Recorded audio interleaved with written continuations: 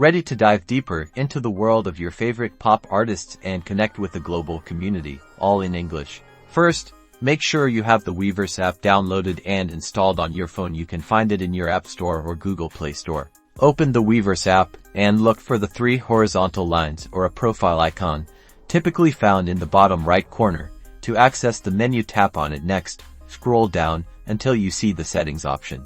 In the settings menu, find and tap on the language option. A list of available languages will appear. Select English from the list. Once you've selected English, the app will refresh, and all the text, menus, and content will now be displayed in English. This includes artist posts, community discussions, and exclusive content. Now you can easily navigate the app, read updates from your favorite artists, participate in community events, and even shop for exclusive merchandise, all without any language barriers. Enjoy connecting with fellow fans from all over the world and experiencing Weverse to the fullest in English.